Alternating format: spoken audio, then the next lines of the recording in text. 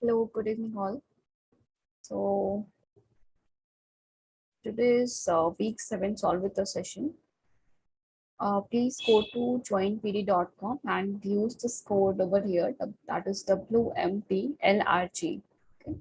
So you can go to Google, type joinpd.com and use this code. We'll wait for a couple of minutes and then we'll start the session.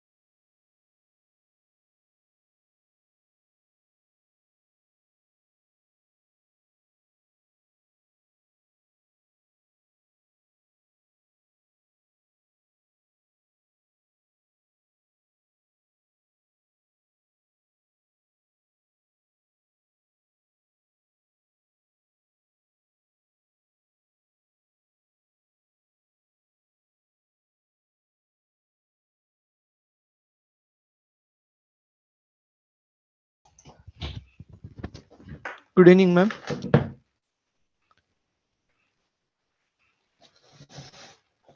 Yes, good evening. I just wanted to know, will we be looking into the practice assignment questions? Because until then I felt everything is easy, but there were certain things which I kind of couldn't relate to. So Okay. So once you finish this solve with a session, right? Then we can go to practice assignment solution. sure, because what I felt is the rest of them followed the same pattern where everything was straight on from the lectures, but there are a couple Okay. of questions in practice assignment which I felt maybe it's just for me, but felt which is a bit different. Maybe the last few questions, I think. Yeah, and yeah, last few questions. You're right, last three of them, Okay. because yeah, I So think by it's then, eight. Yeah, also you can go to the solution. I think it has been uploaded. If you in can the understand discourse. from, not on the discourse, it's on the portal. Okay, ma'am. Okay, So practice by then you can assignments. just check there also if you can understand. Then we can Sure. discuss it That will after be the helpful. session. Yeah. Sure. Okay. Thank you.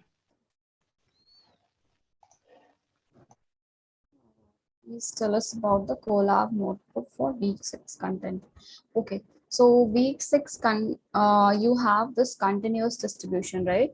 So in the collab notebook, if you have seen, so for whatever problems are there, you have a 3D demonstration like how the joint distribution looks like, and then you have a 2D plot, and on the basis of that, the questions have been solved. So you can just check it out, try some problems there, and I hope that will be helpful.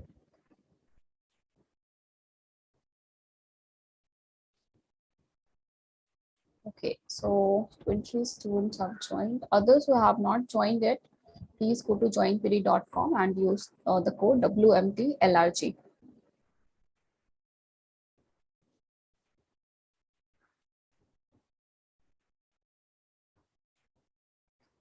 So the first problem that we have here is you have two random variables, x1 and x2, okay, and they are IID, and their distribution has the mean mu and variance sigma square. You have now three different formulations of sample mean. So basically, when we write sample mean, uh, we write we define it as x1 plus x2 by like x1 plus x2 plus xn by n.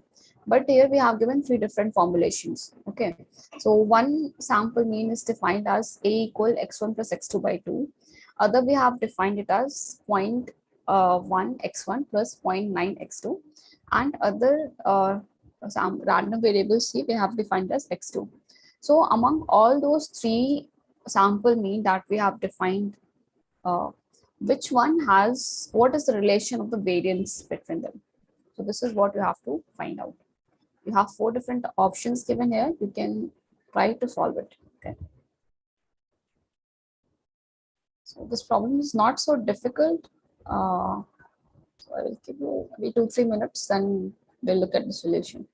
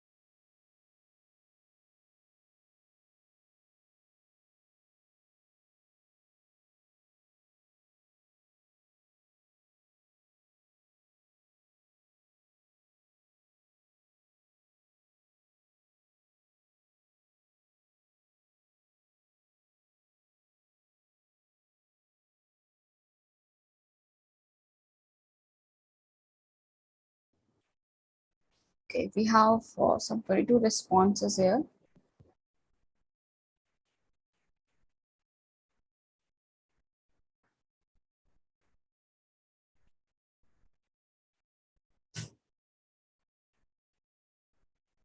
Right, so see, all the numbers are almost uniformly distributed here. So what is the correct answer? I could see a lot of 2, 3. There is a lot of 1 also. 4 is less. So what is the answer? 1, either 1 or 2 or 3. Okay, so somebody is saying 1, somebody is saying 2.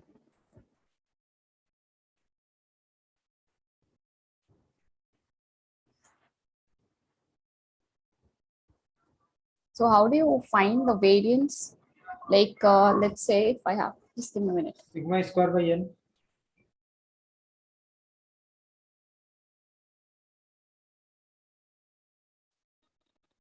Variance of x plus variance of 2.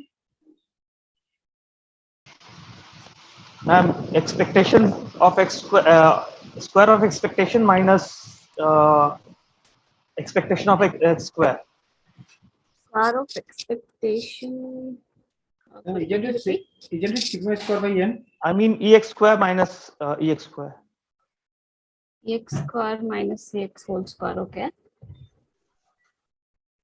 All right. So if you use to find, let's say I want to find the variance of A. So it is going to be variance of x1 plus x2 by 2 minus expected value of x1 plus x2 by 2 whole square, right?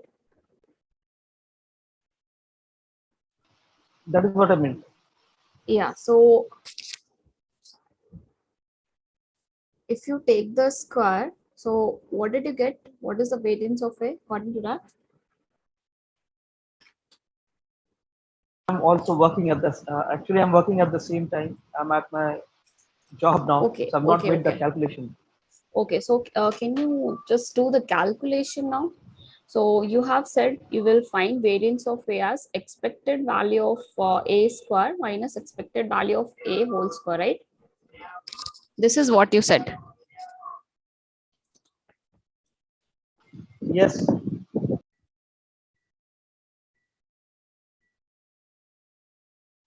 And what about sigma square by n? Okay, so when is the variance sigma square by n?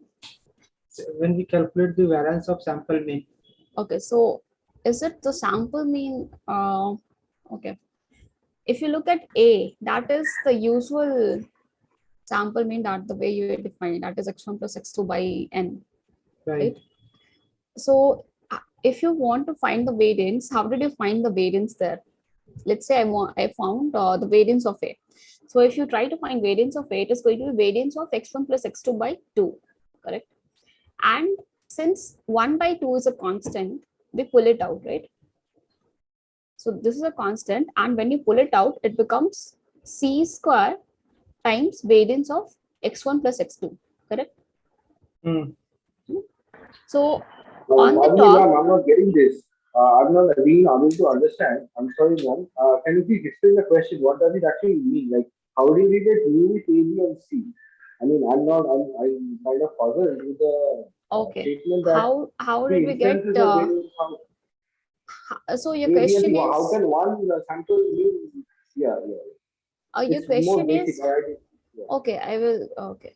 How the yeah. basic problem is like, how do you find the variance, right? No, ma'am, I did not understand the question in fact. Like, how does one Okay. sample mean can refer to three different cases?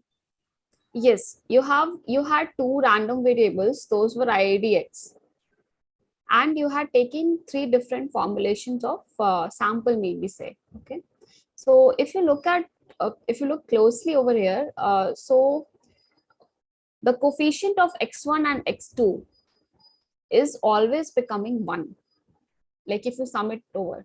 So if the first case, so the coefficient is 1 by 2 x1 plus 1 by 2 x2, right? If you sum 1 by 2 plus 1 by 2, it becomes 1. Again, in the second case B, Ma'am, actually, the given mean, for mean, variance of that particular mean is not required. wait, I will share another A is screen. x1 plus x2. Wait, I will share this screen.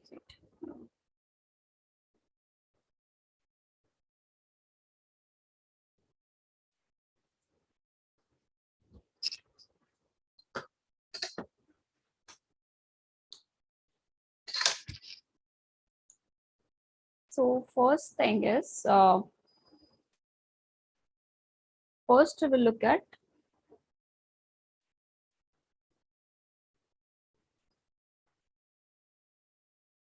let's say I have x1, x2 up to xn.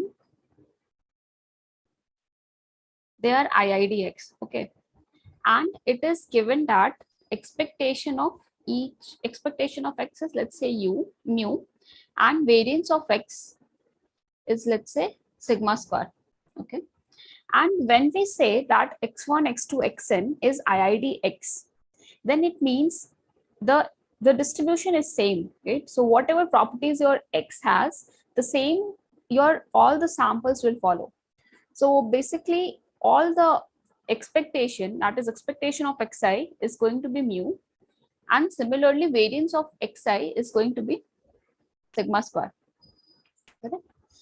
So if I want to find, let's say I have defined sample mean x bar to be x1 plus x2 plus up to xn by n. Okay. Now, if I want to find the expected value of x bar, so what do you get this number as? Mu. You get mu. Okay. And if I want to find variance of x bar, what do you get this number as? Sigma square. Sigma square. Okay. Anybody else? Square by n. Sigma square by n. Yeah. So here sigma square by n is correct. This is wrong. Yes, sorry, sigma square by n. Yes. Yeah. So if I say expected value of x bar is mu, so how did you find this expected value of x bar? How did you reach to the conclusion that it is mu? So this is of the sum. Yeah.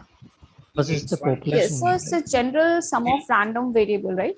So Yeah. you have x1 plus x2 plus xn by n. Now you know that n is a constant here. So 1 by n is a constant. Constant we can pull it out. So it is going to be 1 by n. Can you mute N yourself? times expectation of Mute. X. Yeah. So 1 by n will come outside and you will have just expected value of x1 plus x2 plus xn. Now all these x1, x2, xn are IIDs. They're all IIDs, IID x.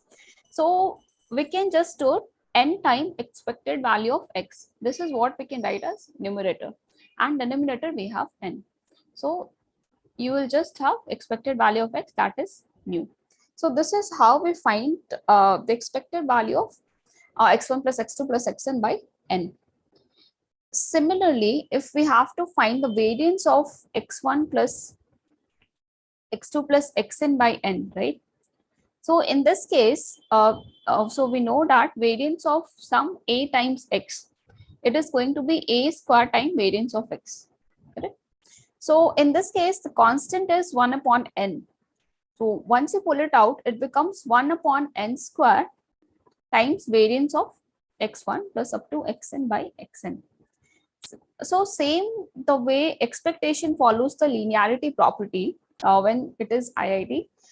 Similarly, variance of sum of random variables also follow the linearity property when they are IIDs.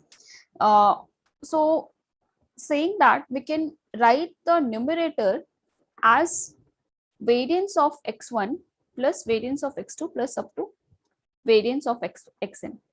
So numerator part we can write it like this, and denominator we have n square. And since all are IIDs, we can just do n time variance of x divided by n square, and it becomes sigma square by n. Right? So this is how we find the variance of the sample mean here. So the same procedure. So in question number 1, you go to question number 1, you had 3 different random variables, right? So one was the usual sample mean that we see. So that was x1 plus x2 by 2. B was something else, that was I think 0.1 x1 times 0.9 x2. And C was just x3. Now so from there, from A, you can directly say that variance of A is going to be sigma square by n, right? So what was sigma square? What is sigma square for the question? Variance of X. Sorry, can you repeat? What is Variance sigma? of x1, x2. Variance of What is variance of x given in the problem? It's given as sigma square, I think. Sigma square only, ma'am. Okay, there is no sigma number. square. No, there's no number. No, ma'am. Okay. All of them will be in terms of sigma square itself, right? I mean, so we can compare. Okay, fine. Yeah, right. So it is just sigma square by 2. So basically 0.5 sigma square. But for these two, you cannot write it is going to be sigma square by n, right? So variance of B is going to be what? It is going to be variance of 0.1 x1 plus 0.9 x2, correct? And again, since x1 and x2 are independent, we can write this as variance of 0.1 x1 plus variance of 0.9 x2. Again, here 0.1 is a constant and here 0.9 is a constant. So it becomes 0.01 variance of x1 plus 0.81 variance of x2, right? So again, it is 0.01 plus 0.81 sigma square and it becomes 0.82 sigma square. Similarly, what is the variance of C? So you see that C is just x2. Okay. You have just variance of x2. And this is nothing but sigma square. So which among these three have, so what is the relation you can find from these three variances?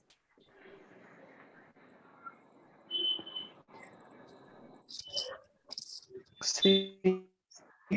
Which one is the maximum? Which one has the maximum variance? B and Variance of B C. is greater than A. Which one has the maximum variance?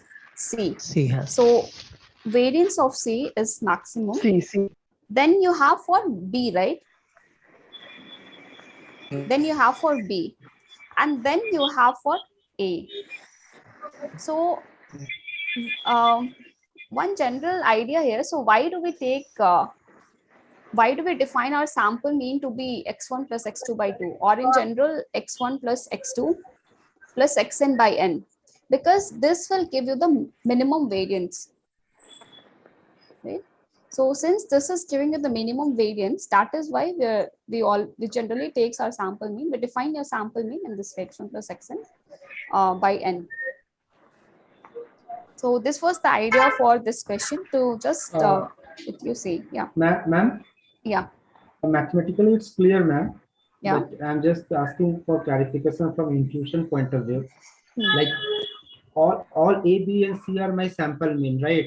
Yeah, I have defined it like this. Yes, they are sample mean. Yeah. And we know that if my population variance is given, it is sigma square, then my variance of sample mean is nothing but sigma square by n.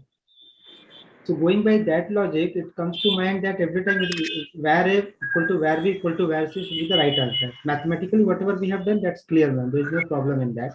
Yeah. But So, where this logic is going wrong, ma'am? Could you please explain where this logic is going wrong? Yeah. So what you have to, like in general, if in the problem statement it says your sample mean is this, so there you always assume that the sample mean is defined in this way. Okay. You always assume that sample mean is defined in this way. But here we have defined it in three ways.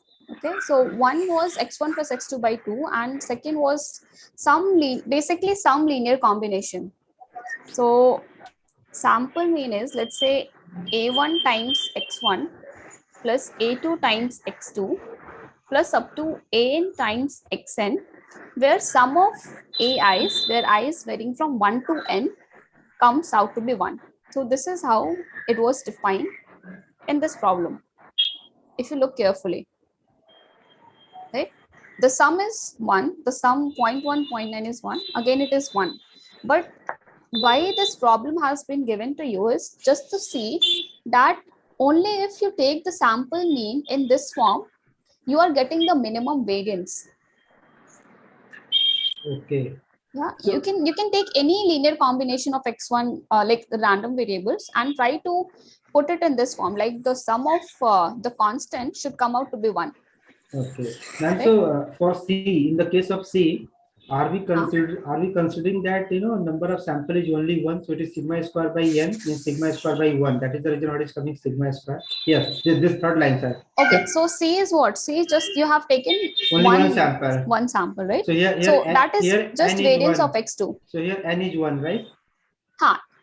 Okay.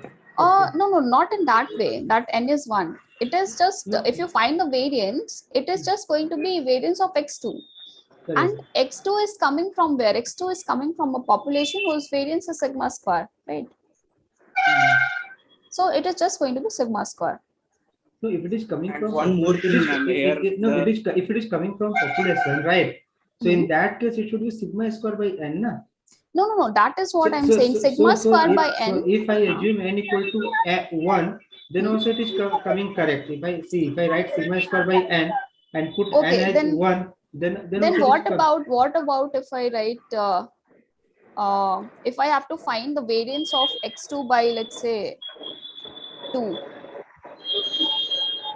So here it will come out 1 by 4. Going by that logic, it will come out 1 by 4 and then variance of x2. So it will come out 1 by 4 and then variance of x2. But that formula that we found, it is for this sample mean. Okay. I mean, if the way we have defined the sample mean to be, that is x1 plus x2 plus xn by n. Sigma square by n holds good only for this kind of definition. This kind of definition, yes. Okay, thank you. And ma'am, I want to say one thing, that in this one, when we are finding the sample mean, here the x1, x2 is not following the IID. Of where? Here, ma'am, this one, this example, this one. Okay. When we are taking a sample mean, but in this one, you have given that it follows IID. In the problem, it says it is IID, right? Yeah, but when we define the sample mean variance by sigma square by n, we do not tell always that the samples are following IID. No, you say that the samples are IID. Then we get sigma square by n. That is why you are getting sigma square by n. If the samples are not IID, then yes, how can you say that? First of all, you cannot even write variance of x1 plus up to xn as variance of x1 plus up to variance of xn.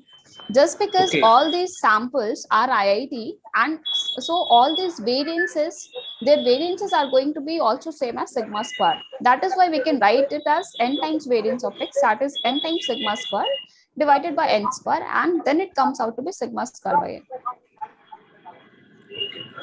Okay, ma'am. Yeah? IID has been used. Okay. So, what was the correct answer that we got?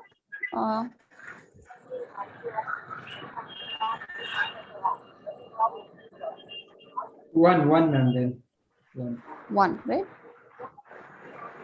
This.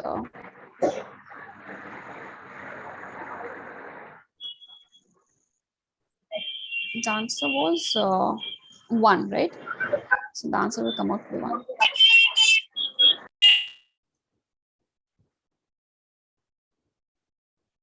Okay, so move to the next problem.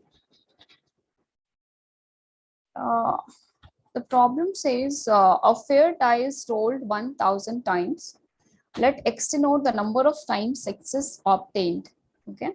So you have defined a random variable x in such a way that it denotes the number of times your x has been obtained. So it can be either 1 or 2 or 3. It can be anything. So it will go till 1000 times, right? Because a fair die has been rolled 1000 times. And since you are defining your x2 as the number of times x is obtained, so x can go from 0 to 1000. Now, what you have to find here is you have to find a bound on the probability such that x by 1000. So you have to look at this sentence very carefully. You have to find a bound on the probability that x by 1000 differs from 1 by 6, okay, by more than 0.2. So you have to find basically bound on this probability, that is x by 1000 differs from 1 by 6 by more than 0.2. So what is the bound on the probability? And to find this, you have to use weak law of large numbers.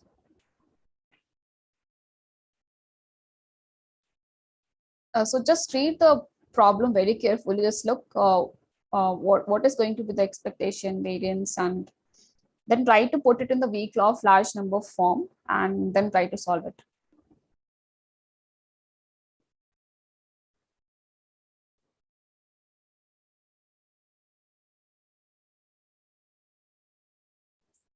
So others who have not joined the peer deck, please go to joinpd.com and use the code WMTLRG. Please put your solutions in JoinPD.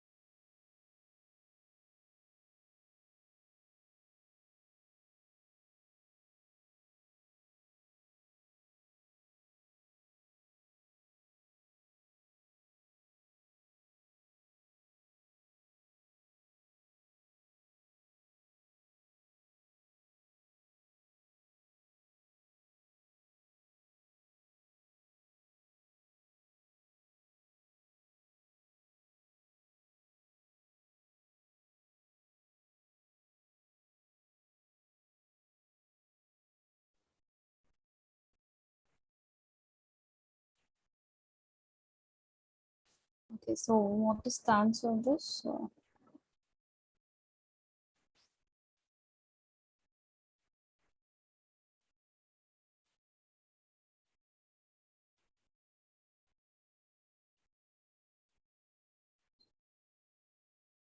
Okay. So I could say most of the answers are C, but many people have also answered B, D, and all. So what is the correct answer here?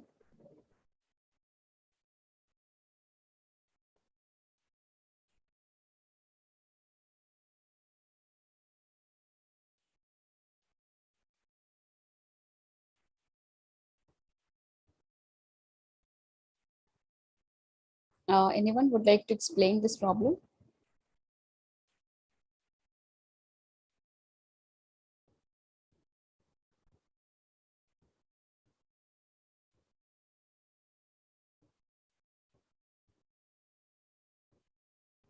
No one?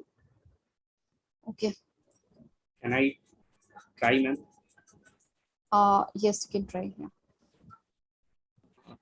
Here, the delta is 0.2. Delta is 0.2. Yeah. Okay.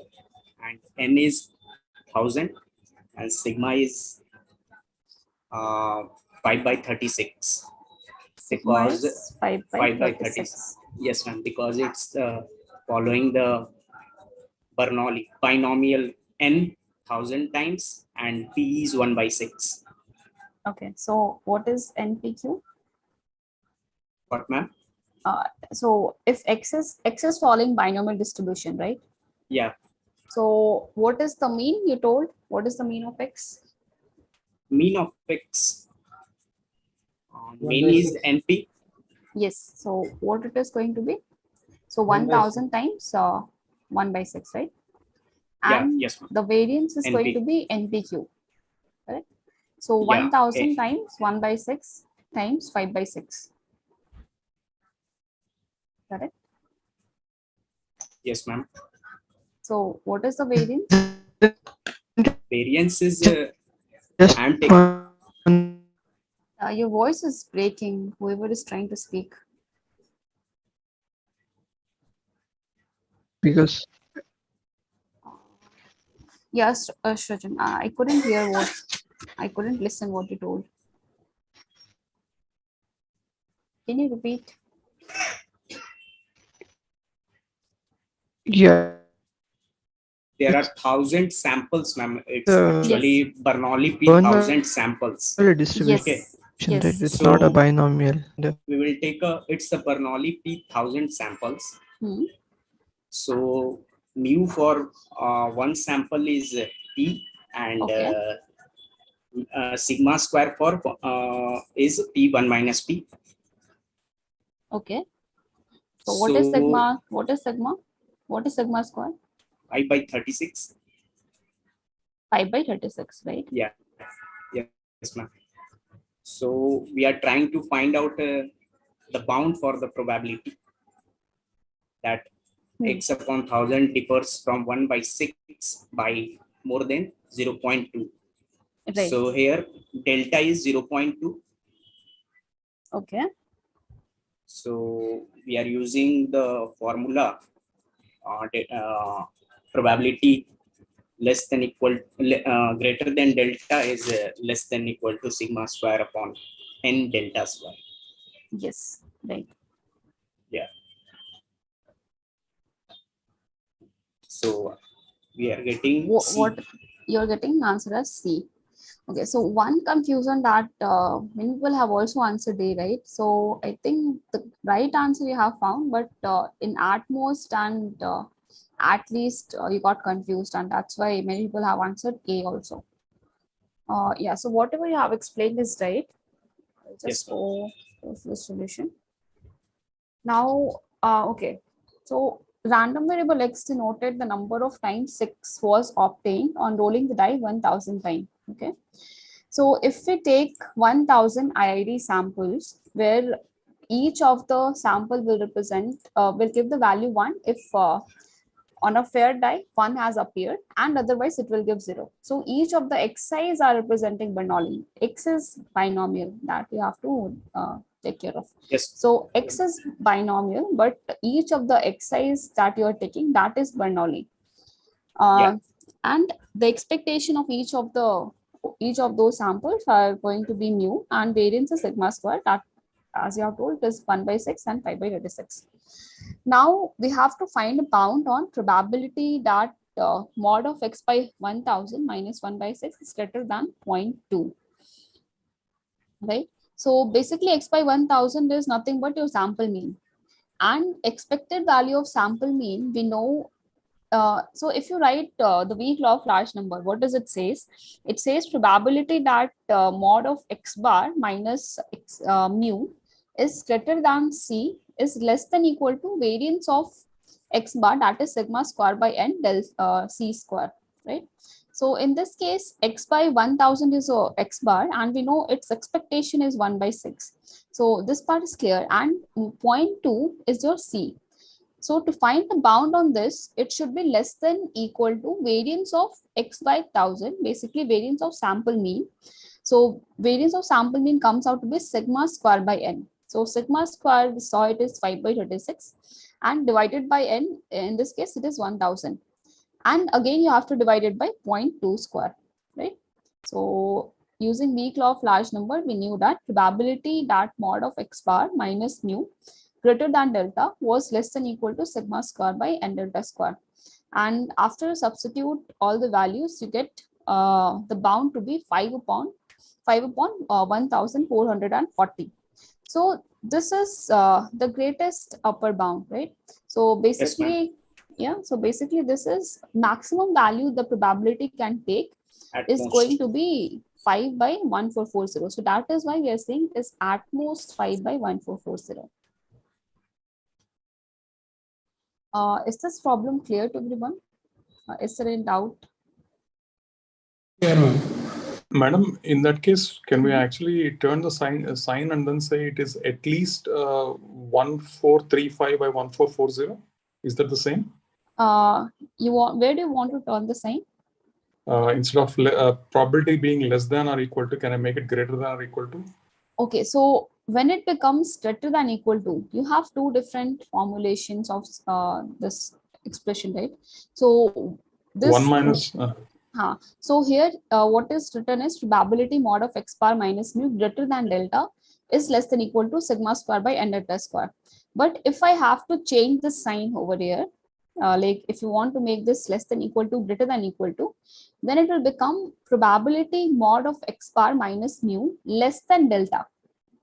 Okay, so greater than delta becomes less than delta, and this less than equal to becomes greater than equal to 1 minus sigma square by n delta square.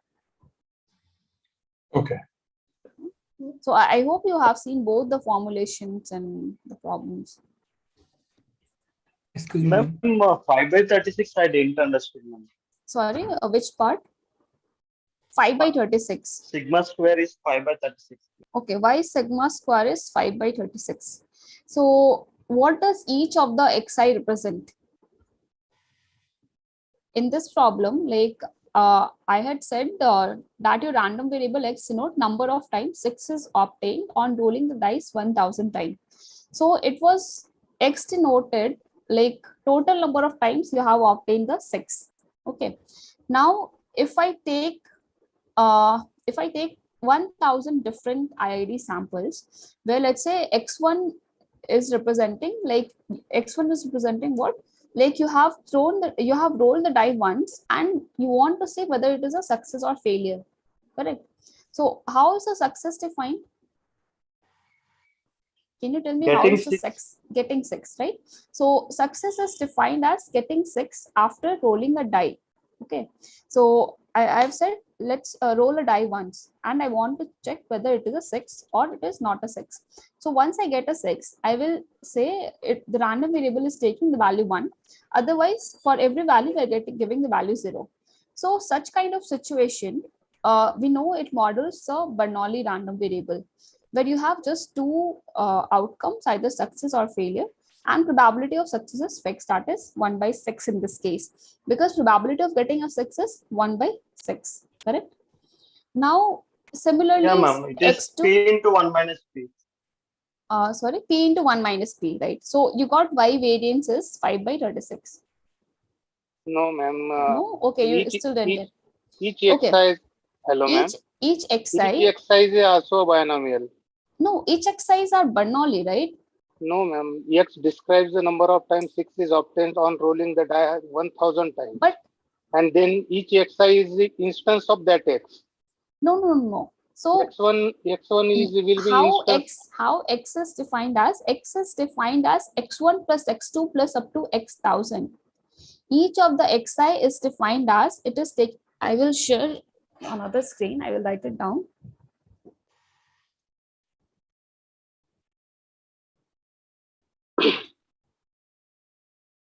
Okay, so what is happening is you have x1. Okay, x denotes total number of 6 obtained. Okay. So you have rolled the dice 1000 times.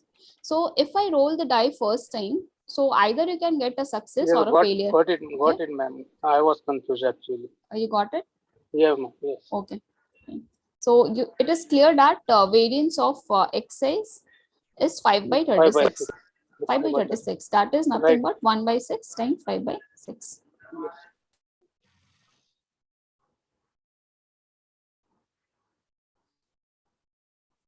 Okay. Any other doubt in this problem?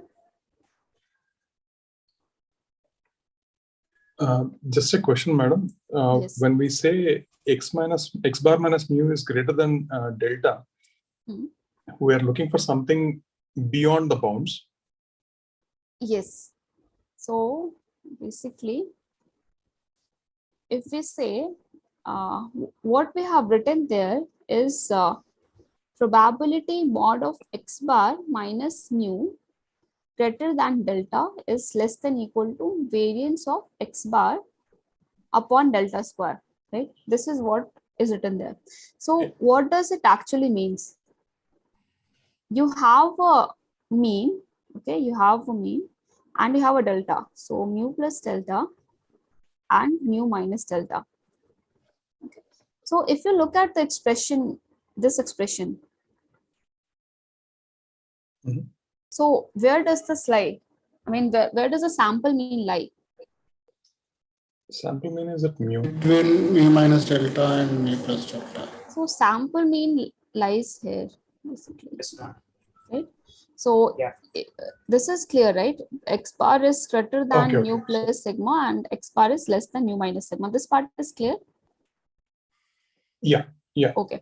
So what we are trying to find is what is the probability that your sample mean will lie outside this interval, and what is the upper bound on that? Okay. So in the problem statement that we saw, there we had to find the probability, find a bound for the probability that x by 1000 differs from 1 by 6 by more than 0.2. Right. So if we say by more than 0.2, so basically we are interested in this reason. Okay. Right? But if I would have written it like probability x bar minus mu less than equal to delta greater than equal to 1 minus variance of x bar by delta square, then what reason we are interested in? Within the bounds. Inside the bound. Middle. Yes. So we want to find what is the least upper bound such that your sample mean lies in this interval. At least. Yeah, in that case, it is at least. At least this should be the probability. That is what we're trying to say. Okay. So sorry for making you repeat it, but it's always been a confusion and more clarity is always better. Yeah, so just try to read the question properly and see whether we are interested in inside the interval or outside the interval. So depending on what our interest is, your formula will vary. Yeah. So also you can try this as an exercise that these two are same. I mean, you can derive the second one using the first. Yeah. Okay.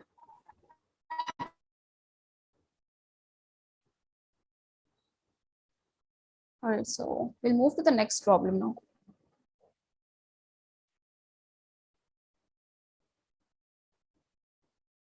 All right, so here you have 6 IID samples whose distribution has mean 15 and variance 4. And you have defined the sample variance as, that is S square, is equal to sum over xi minus x bar whole square, where I is varying from 1 to 6, divided by 5. And sample mean, this x bar is defined in this way, that is x1 plus x2 plus x6 by 6. So this is how you have defined the sample mean. And you have to find the expected value of S square.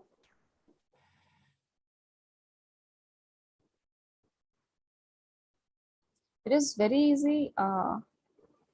Just try to think. I will give you 2-3 minutes. Okay.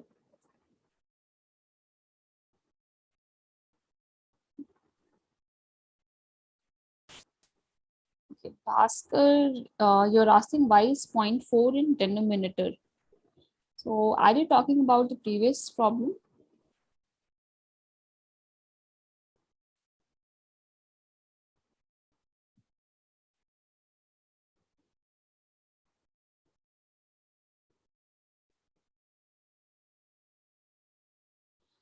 So there it is not 0.4, it was 0.04. That was 0.2 square. This is using weak law of large number.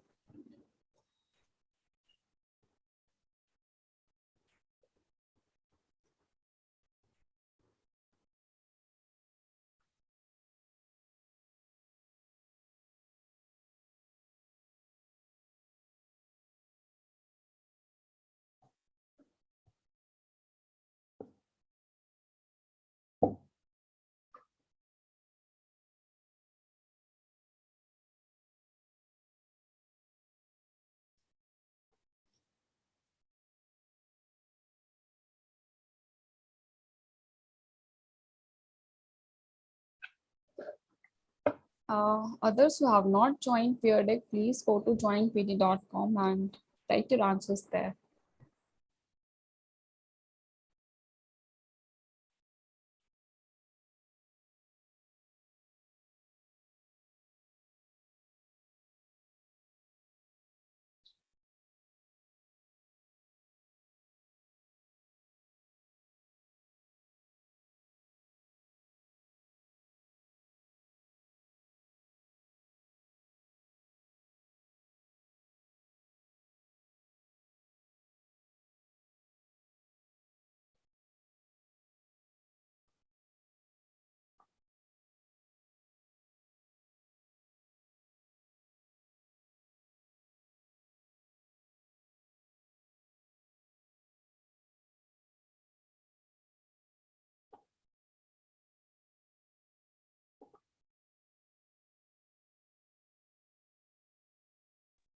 Ma'am, may I ask something?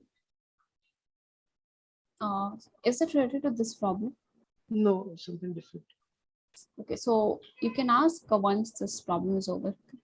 Okay.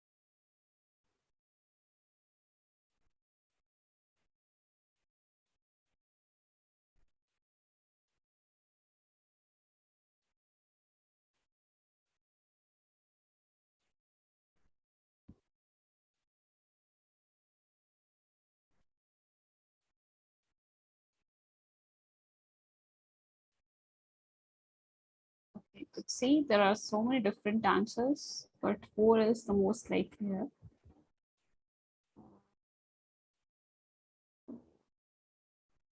I would like to know how did you get 0.667, 15, 6.67, 225. Can somebody explain? So how do you find the expected value of S square here? How did you find the expected value?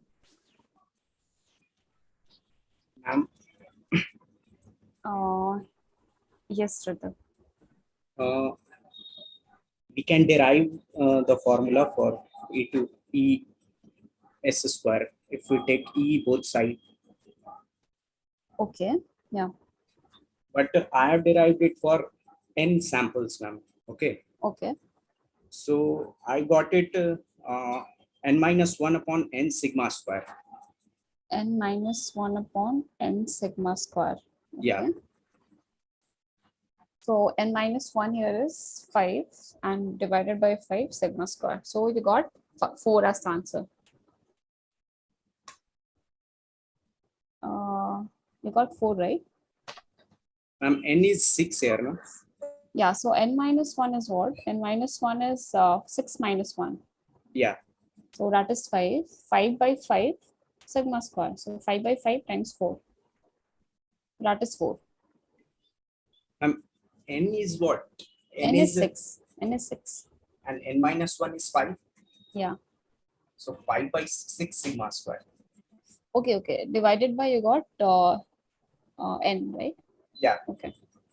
So 5 by 6 sigma square. So yeah. But what is the answer you're getting? 6.67. But in the lecture, sir said that when we take the expectation of the sample variance, yeah, it tends to the original variance, that is equal to sigma square. That is equal to sigma square. So you should have, yeah. But when I derived it, I am getting n minus 1 upon n sigma square. It is correct. N minus 1 upon n sigma square. Even I got the same. Yeah. So my answer is coming to 3.33, ma'am. Yeah, same. I got the same answer. Ma'am, why this is happening? Okay. If we derive, we will get n minus 1 upon n sigma square, which is not equal to sigma square. And there is a question based on this in the I think it's because in the sample variance we take it divided by 5, right? Not by 6. Maybe because of that. I'm not sure. Because okay, let's try to derive this. Okay. Yeah, yes, ma'am. So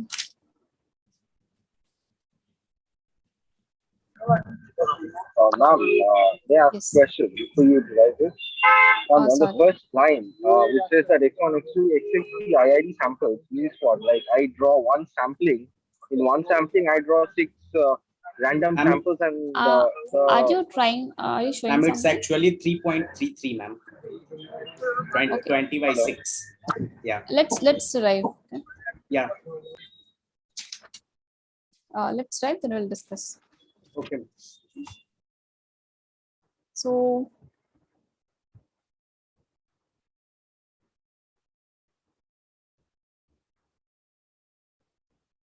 okay. Let's derive for n samples. Okay. Yes, ma'am.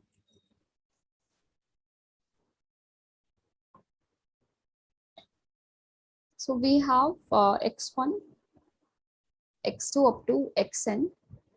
Let's say these are IIDX.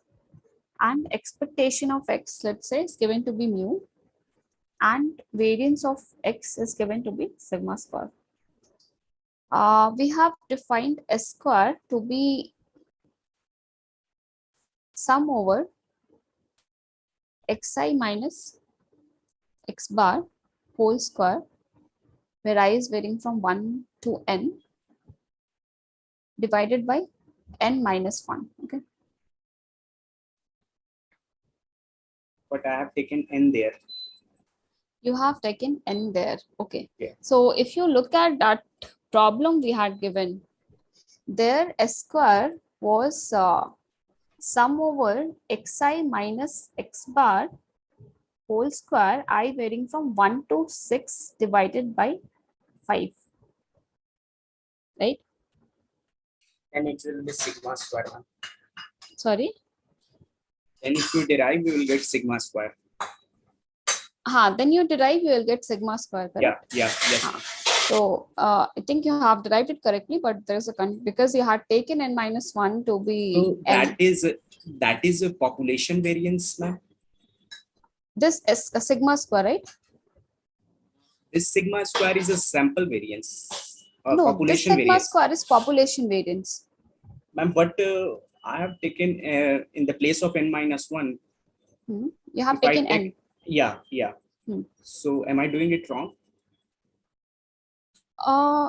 No, you're not doing it wrong.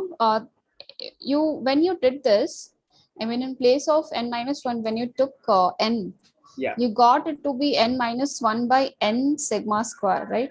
Yes, ma'am.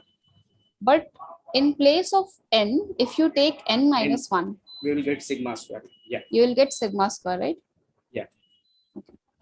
So let's try which variance is this, ma'am? S square when we divide it by n.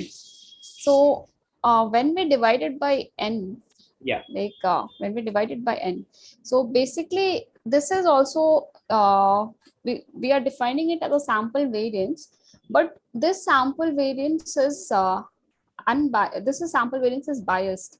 So biased week 9 content is not released yet, right? Okay. So why this is called biased is because you found the expected value of s square and it didn't come out to be sigma square. Sigma square. That is variance of x. So there's something called biasness and unbiasedness that is there in week 8. So but when you take s square to be sum over xi minus x bar whole square divided by n minus 1. So so s square is something called an estimator, and this estimator becomes unbiased when you take n minus 1. Okay. So this is the reason we take sample variance, so we each time divide we it by will n minus 1. Each time for sample variance, we will take n minus 1. N minus 1. Yeah. It should be defined in this way. So an expectation we will get sigma square. That's why it has been told in the lecture. Yeah. Yes. Okay. Thank you, ma'am. Yeah. Okay. So let's try to derive this. So anybody has problem in the derivation? Has everybody derived it and solved, or? It would, if you could do it once and show it, it would be helpful, ma'am. Okay. So I have defined my let's say I have defined my s square to be sum over xi minus x bar whole square divided by n minus 1. Okay. Now, if you find expected value of s square, so it is going to be 1 upon n minus 1 because it is a constant, right? And it is expected value of sum over xi minus x bar whole square, I varying from 1 to n. So you write this term separately, so it becomes sum over xi square plus x bar square minus 2 times xi times x bar, correct? Yes, ma'am. Now if you do it separately, since it is all or summation, we can write it separately, so it becomes sum over xi square plus sum over x bar minus sum over 2 times xi x bar, right?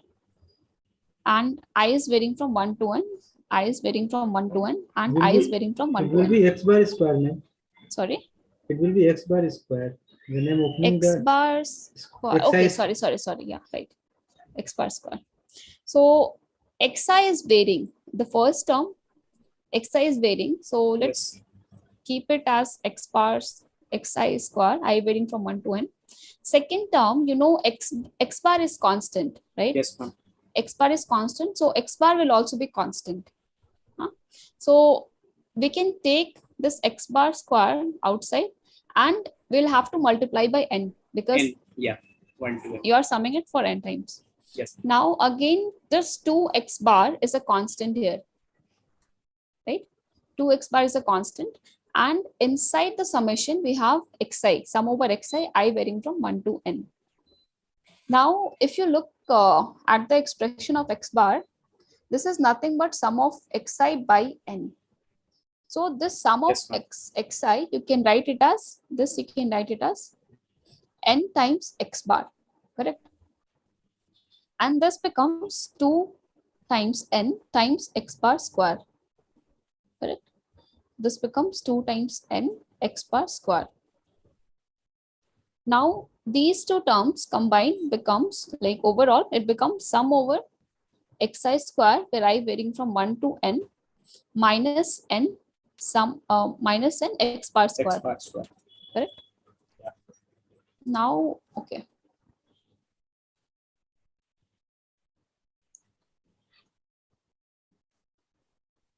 All right.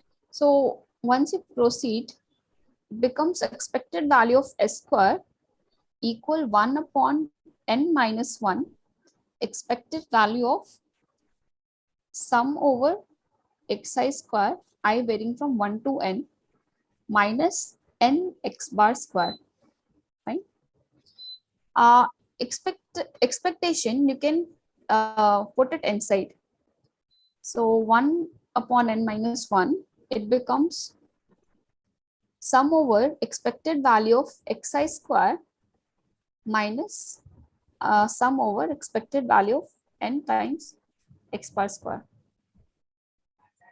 So it is not sum here. It's not there. I varying from 1 to n. Is this clear? Till here, is it clear? Yeah. Okay. Now, this 1 upon n minus 1 stays constant. And expected value of n x bar square, you can write it as n times expected value of x bar square, right? I'm just pulling it out. Yeah. Okay.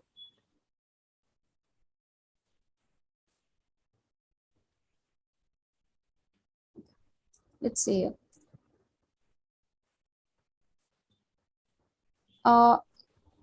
Expected value of xi square. So what can we write expected value of xi square as? First we can add it, ma'am. Then we can write. Variance over the minus summation. Yeah. Yeah. So this can be written as variance of xi minus expected value of xi whole square. Whole square. Yeah. Sorry, So isn't it do plus? we know? Sorry, Oh, isn't sorry, it a it is plus? plus. This plus. So Yes, what is variance of xi? Sigma square. N sigma square. N sigma square. Because no, xi is sigma square, right? Why there is n? Because Variance of xi, I'm asking. Variance of xi, because we are summation we are doing here. No, I'm not talking about summation. I'm just, okay. Let's forget this. Then sigma square. Yeah. Yes, it is sigma square. Yes, ma'am. And what is expected value of xi? Mu square. This becomes mu square. Mu square.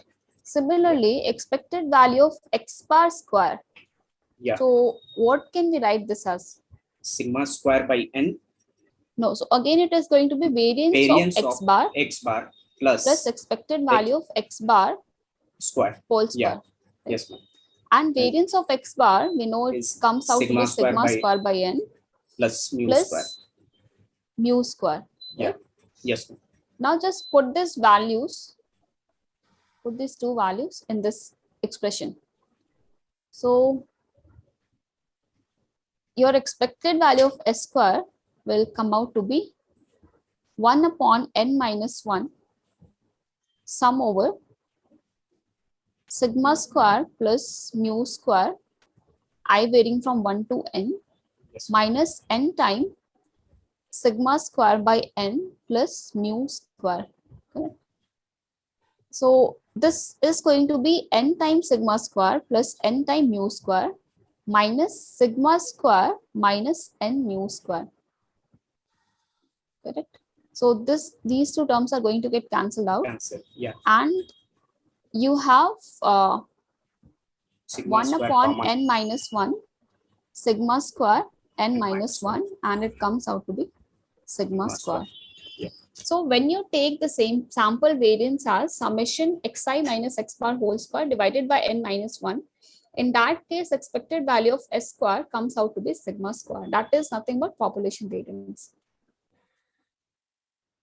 So the correct answer for the question we had asked is going to be 4. Yeah. Yeah. Actually, we have done the proof of that formula, right? Sorry. Actually, we have done the proof of that understanding. Generally, we know that expected value of sigma square, sorry, s square is nothing but the sigma square, right? Sigma square, yeah. So this is a proof of that, right? This is how we have proved it. Yes. Correct. Thank you. So I guess this is also an exercise in tutorial. If you have seen the tutorials, I guess yes, ma'am. It's there. Proof has been done. Yeah. So there it is for, I think, n, not for n minus 1. But the process is going to be same. Yeah, it is for n. Okay.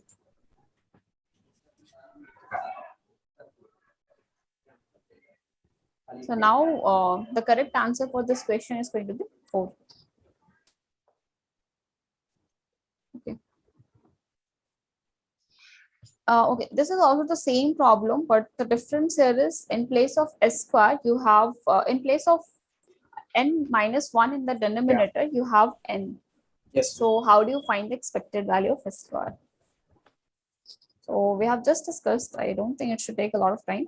Just put your answers there.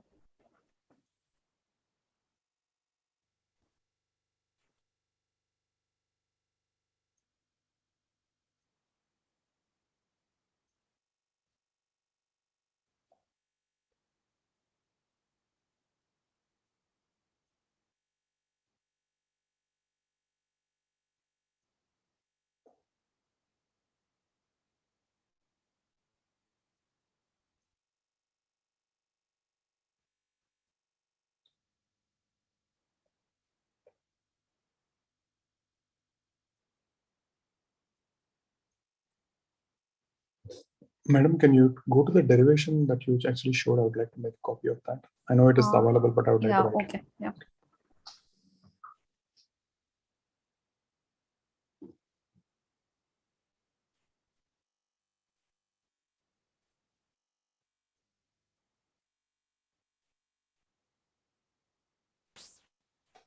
This one.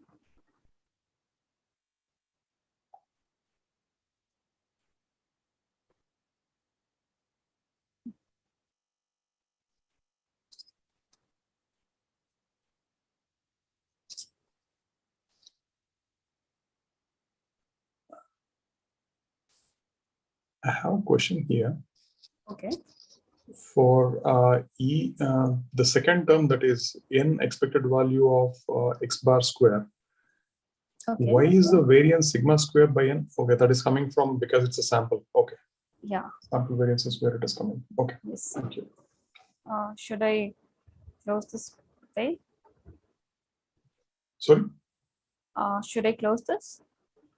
No, it's okay. Just hold it once more. Okay. I'm practically done.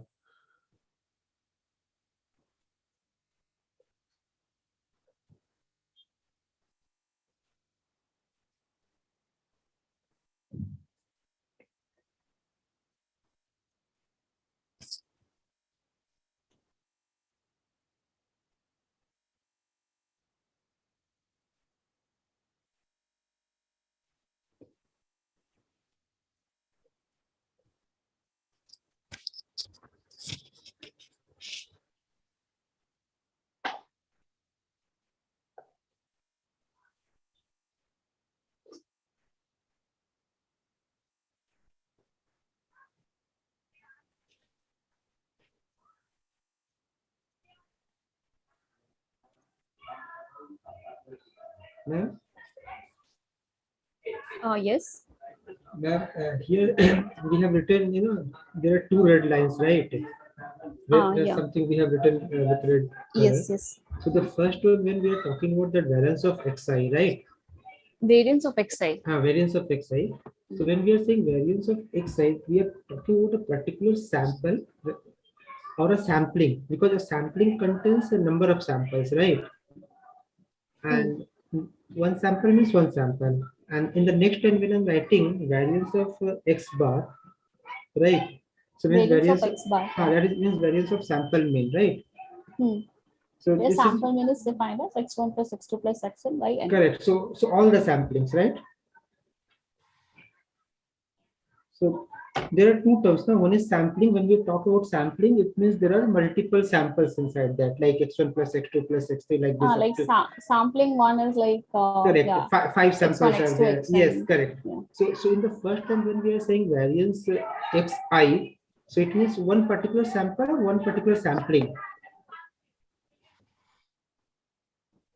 It is one particular sample here. Okay. So if we are writing x1 plus x2 plus xn idx, right? We are talking about each sample. So the variance xi is one particular sample. Yeah. Okay. But when we talk about one particular sample, so it will have one particular value. So how variance what will come over there?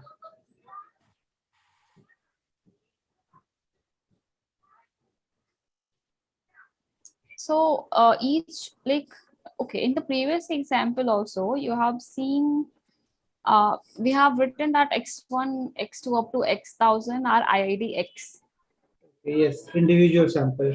So where each of the x's were either taking the value 1 or taking the value 0. So it is just taking one value in general. So if you like in the Bernoulli case, when you're summing it all, it is giving you the total number of outcomes that you're interested in. So each of those xi are taking just one value. Either it is taking 1 or it is taking the value 0. So similarly here, you can say each of the xi can have many in that case, each of the xi will have some variance, right? So each of the xi can have many possibility, but in general, each of the xi, like x1 is taking one value, x2 is taking one value, something like that. Okay.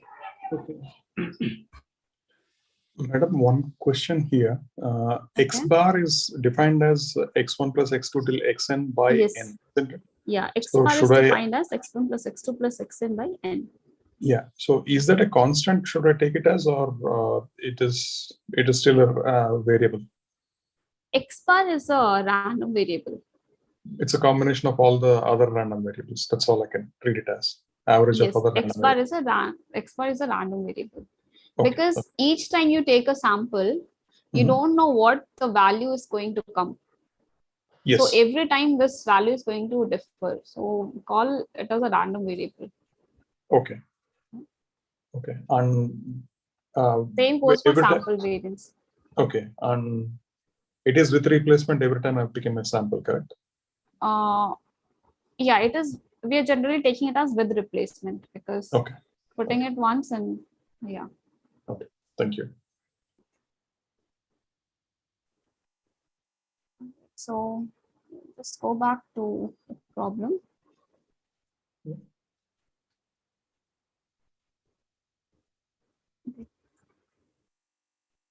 So I hope this is clear. So most of you have written 3.33, okay. But still some people have written the answer as 4.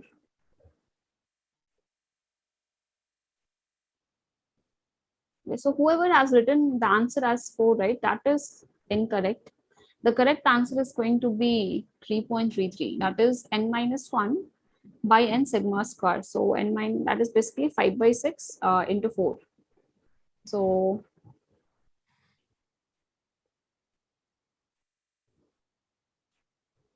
so 20 by 6 becomes 3.33. But we just derived that expected value of sample is, sample variance is actually through sigma square, right? Yeah, but in that case, you had s square equals sum over xi minus x bar whole square divided by n minus 1. But if you look carefully, here it is not n minus 1, it is n. We have 6 samples here. There we had n minus Okay, 1 samples. n and n minus 1. Sorry. Okay. Yeah. Okay. Okay. Any doubt in this problem? So both third and fourth, it's like the same explanation is there. So the way we have derived it for question number 3, you just substitute in the denominator n in place of n minus 1, and you will get n minus 1 sigma square by n as expected value of s square. You can also look at the derivation in the tutorial. It has been done. So there also you can refer to. Should we move forward? Yeah, Miss Anne, please. Yeah. Okay. In this problem, you have taken a random sample of size 100, and this is collected from a population P where the population is uniformly distributed in 0, 20. You have to find an upper bound on the probability such that your sample mean is at least 2 away from the actual mean. And again, you have to use the weak law of large numbers.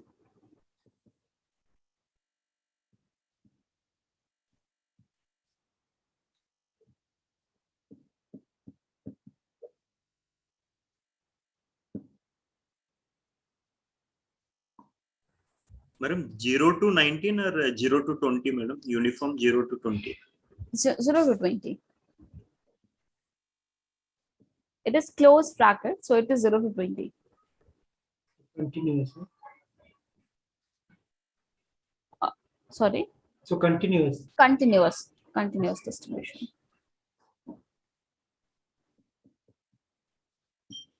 Solution slide of question number 4. Okay, I will, the solution slide is same as what we did for question number 3. So just replace your denominator and you will get your answer. So once I upload this slides in the portal, I will put the solution and you can check. Can these periodic slides be uploaded, downloaded, for later? Yes, so we always upload these periodic slides for you to practice. So you can go and just try to solve it.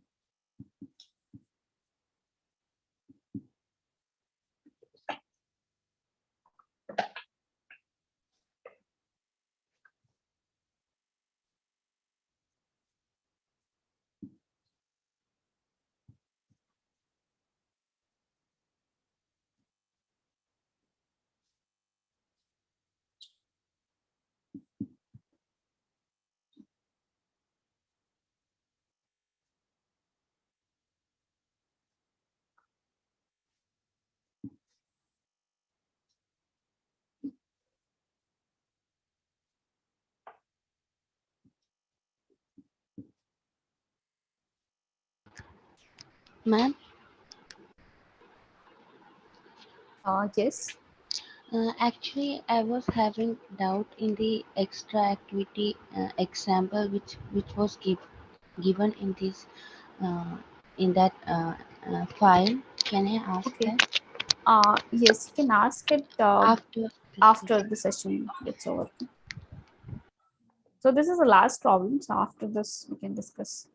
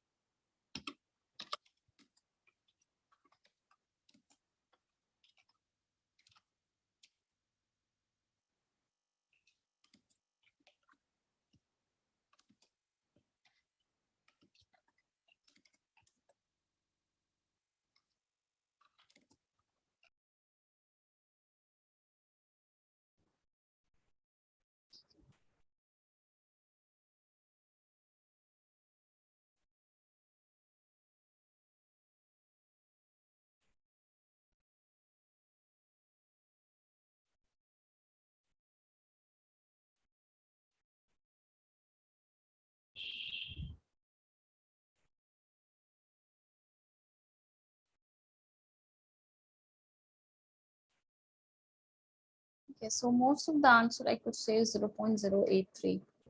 So I hope that the problem is clear. So, anybody has doubt in this problem? Yeah, ma'am. Please explain, ma'am. I didn't unable to answer. Yeah.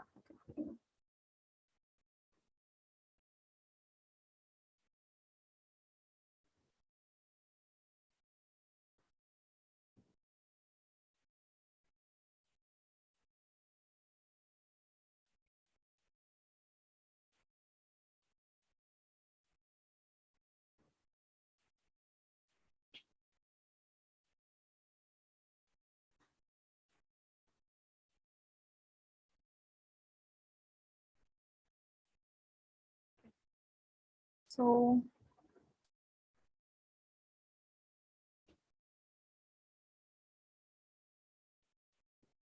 the problem statement was a random sample of size 100 is collected from population P. So you have a population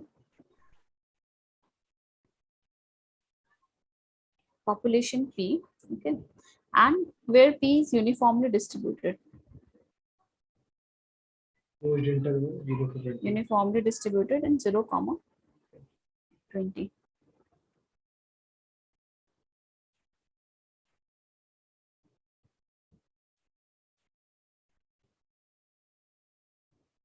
Now you have to find, okay, you have taken a random sample of size 100. Okay. The question asks, find a bound on the probability, find an upper bound on the probability that the sample mean. So sample mean will be at least 2 away from the actual mean. So if let's say our actual mean is denoted by mu, so the sample mean is at least 2 away. So basically, let's say for some delta, it is mu plus delta and mu minus delta. Okay, and since here it is asking for at least 2 away, this is going to be mu plus 2 and this is going to be mu minus 2. So sample mean should lie in these intervals. Okay. Now using weak law of large number. So using weak law of large number. So what can we write? We can write probability that mod of x bar minus of mu greater than 2 is less than equal to variance of x bar divided by 2 square. Correct? Now what is variance of x bar? So variance of x bar, we know that it is sigma square by n divided by 4. What is sigma square? What is sigma square? B minus 20 It is square by 12. Square by 12. Sigma square is b minus a whole square by 12, right? So Yes. b here is 20. So 20 minus 0 whole square divided by 12. Basically, it is 400 divided by 12. Now, if you substitute it over here, it becomes 400 divided by 12 times n, that is 100, divided by 4. Right? So this is nothing but 1 upon 12, and it will come out to be 0.083.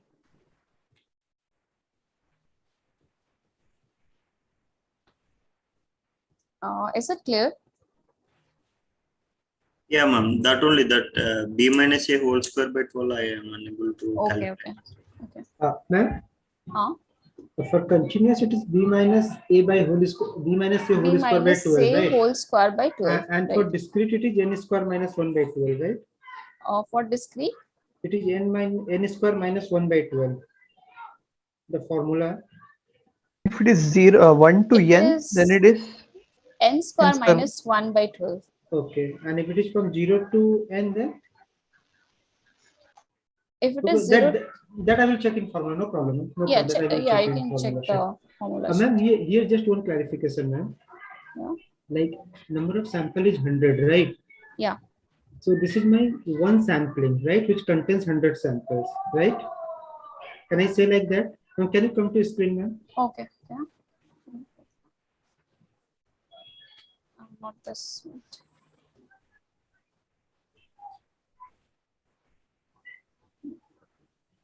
Yeah. Yes.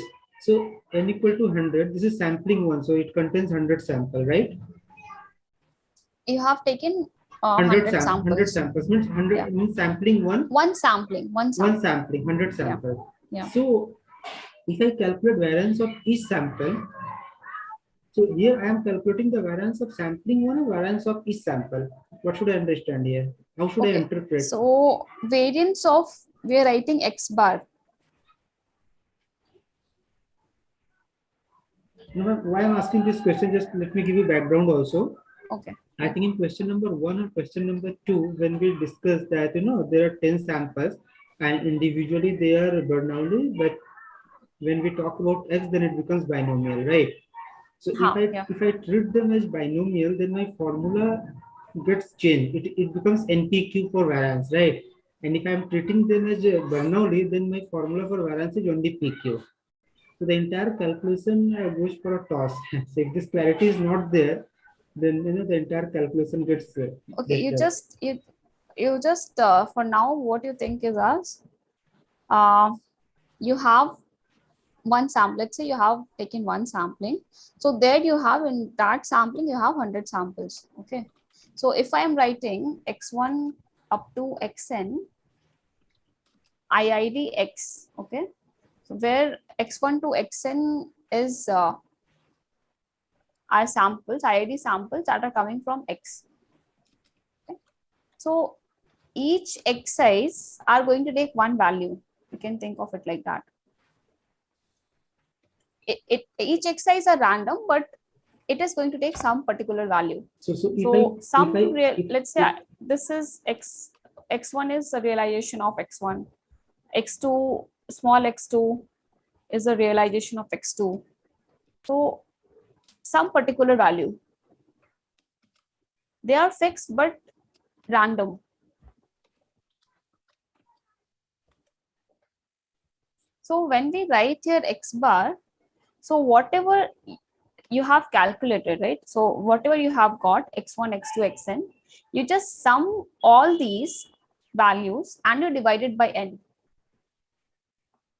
Okay. That is my sampling mean.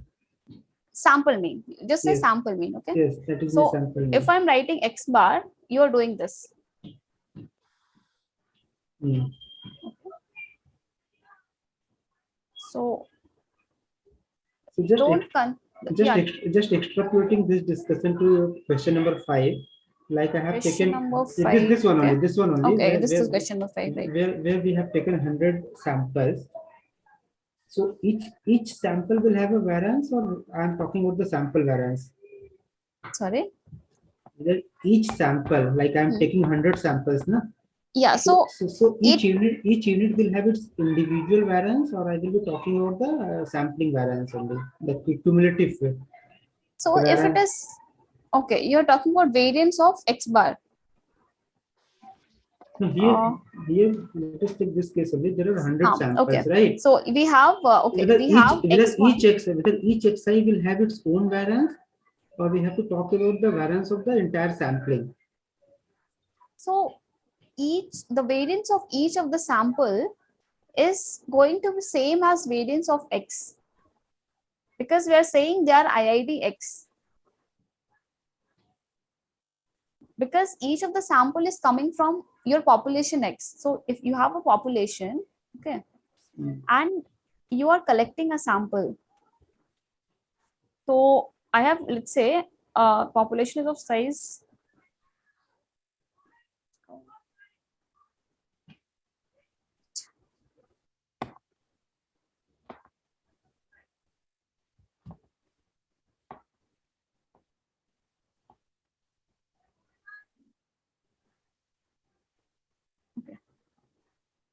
Let's say this is a population P, and you have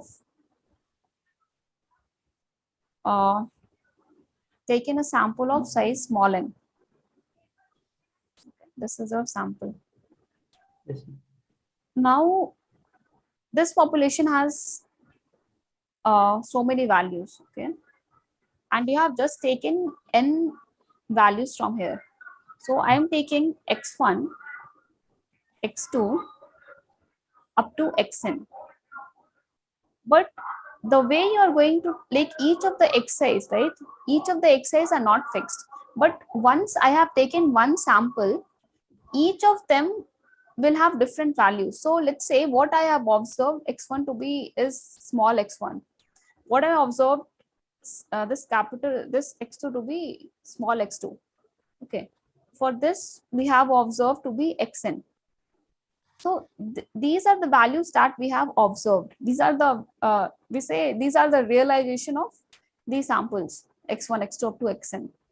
Because each of these x's are also, these are also random variable. They can take any values from this population, right?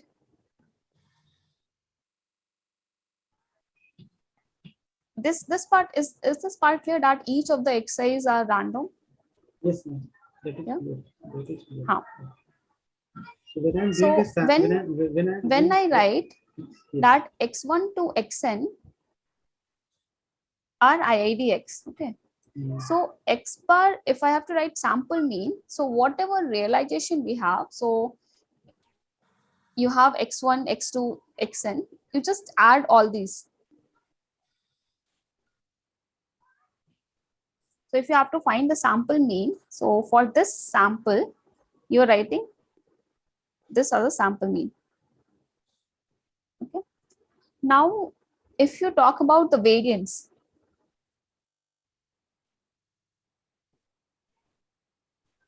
so okay, so what was the doubt in variance? So for that, we'll use the formula x minus x bar whole square divided by n minus 1, right? X minus X bar summation of x minus x yes, bar whole square yes, divided by n yes, minus yes, 1. yes, right. So that gives me variance of entire sampling. Like I have collected 100 sample, so that gives me entire the variance of entire sampling, right? Yeah. So Okay. I assume last class Shrikant had explained. Yes. Right? That there is no doubt from that, ma'am. I'm just yeah. asking that each unit, like you have written x1, x2, xn, right? Hmm. So each unit doesn't hold any variance on its own, right? Each unit, like these, if you're talking about just this correct, small, yes, no, yes. they are fixed. They are fixed. They are fixed, right? Yeah, but these So, capital X's, they are random. They are correct, random variable. Correct. So just extrapolating it this to what we discussed in case of binomial and Bernoulli, that individual sample was behaving like Bernoulli, but in totality, in collection, they become binomial. You remember we have done today one exercise where we have taken 10 samples. So yes. Yeah, we had some 1,000 samples. Correct, and each one So of them there. Each of them can either take the value 0 or 1. So Correct. either the first dice you roll, Correct. either it is a success or a failure. Correct. Similarly, second is a success or failure. So each of the x's, it can either take the value 0 or 1. So once you sum it all over, this gives a total number of why is it giving the total number of successes? Because it is just taking 0, 1, right? I think you're very close to our discussion, what I intend to ask. So in such cases, individual x1 is also having its variance, right? Individual x1 is also having it. Individual Yes. xi is also having its variance, right? Yes. So this is what this is Bernoulli. Let's say Bernoulli P. So Correct. what is the variance? NP. Variance is NP, right? Sorry, Not NP. no, PQ. PQ. Sorry, PQ. my mistake is PQ. Yes. So in this case, each xi is also having its variance, right? Yes. Each of the, because they are random variable, right? Correct. So if it is a random variable, it is going to have a variance. Because in that case, I had done a mistake. I had treated it like binomial, and I had used the formula NPQ. Okay, so if you treat it as binomial, so see what will happen. Wait, I'll show you.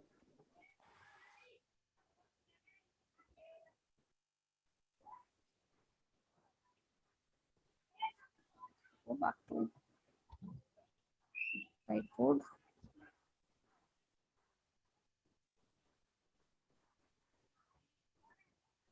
I think the problem was something like we are throwing a die and whether we are getting 6 or not, right? So probability mod of x by 1000 yes, minus 1 by 6 greater less than than 0.2. Okay, yes. greater than 0.2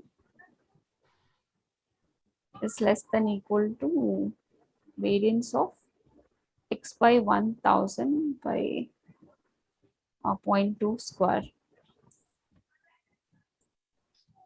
Yes, got it. So also in the chat box, people are discussing about different ways of sampling. I will not able to concentrate on that while talking to you. Okay, I will go through that after our discussion is over, ma'am. So just to reconfirm my understanding, ma'am. So it depends from sampling to sampling. Like when this kind of cases, what you said that each xi is also a random variable, right? So under such condition, each xi is also having its own variance, right?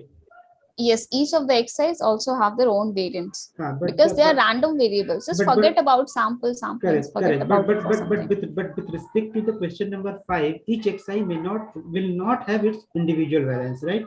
Because that's a complete different case. Because each xi is not a random variable.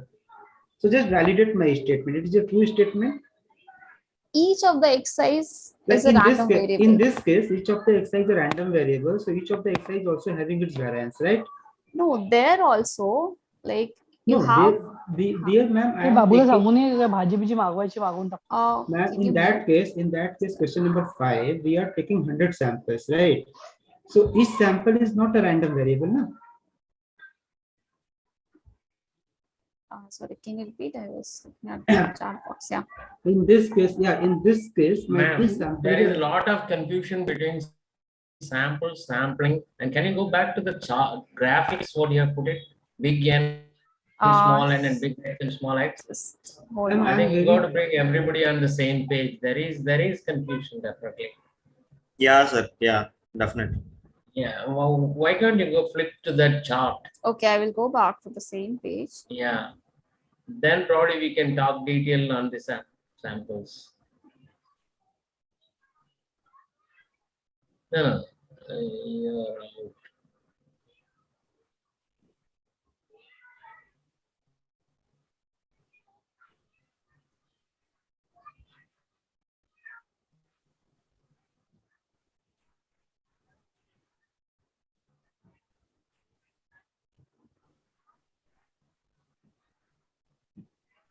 Yeah, and the right hand side you have a chart, no?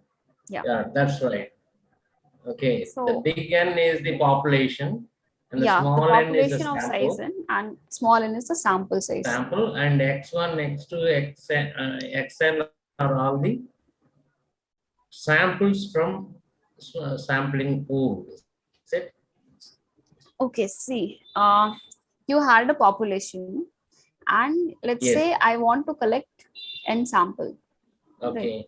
So I take one sample from here that has that is x1, x2 up to xn. Okay, let's say this is random. Okay, this is random. We have obtained it random. Okay, now then if you look at x1, x2, xn, you know that all these xi's are also random, right? This x1, this x2, everything is random. I mean, this population has so many different entities. Before that one, x1 is a collection of small x1, x2, x3, x4. Sorry, can you repeat? X1? Small x1, small x2, small x3. Where does it fit into the picture? So, see, this is, we wanted a sample of size n, okay?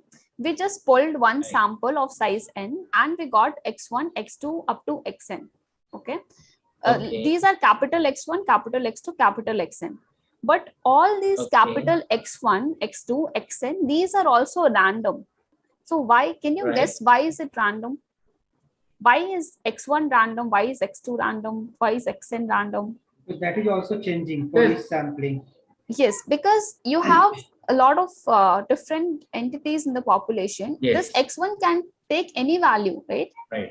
X2 can take any value, but Right. whatever sample, like if we just pulled out one sample, let's say these are the realization of these random variables. So in this sampling, basically of size n, you have obtained the value of x1 to be small x1, x2 to be small x2, and xn to be small xn. Yeah, this is where the problem is coming. Okay, why do you get into another name, big capital X1, to call it a small x1? Okay, what is the problem? Yeah, I didn't understand. Capital X1 to Xn, that is n samples, all are random. Okay? This is one sample of size n. Okay, this is a one sample of size n. Yeah, this is one sample okay. of size n. We have collected one And sample. what is it? Small x1, x2, xn? So in this we have like these. This is what we have observed. The small x1, the small x2, the small xn. These are what we have observed. No, still I'm not clear on that No, part. Because already we have each capital X is having a small x1, x2, x3 up to xn, right? Yeah. So then each small x1 is also a random variable. Each No, small no. No.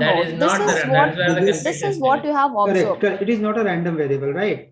These are the possible values of yes, capital yes, X. got it. Just where does that small x1 is coming from? Mr. Mohan, just that small x1 is coming? Just for 10 seconds, my doubt is about to get over. So here, small x1 is not a random variable, right?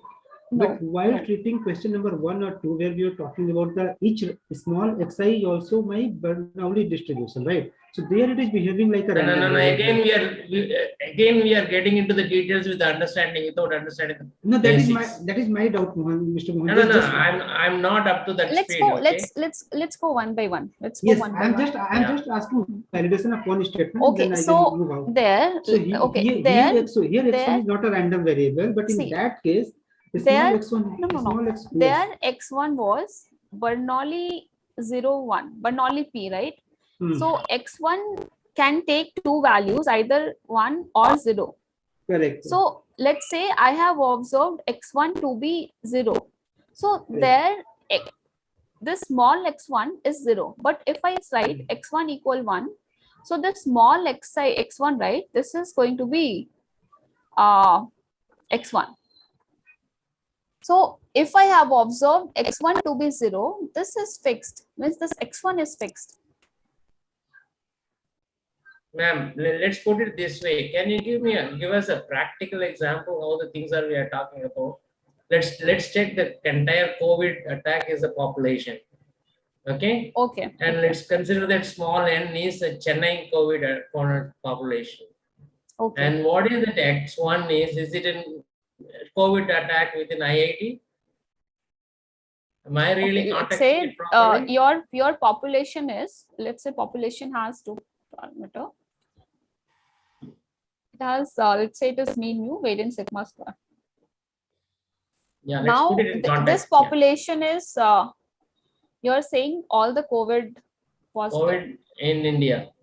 COVID positive patient in India. Right.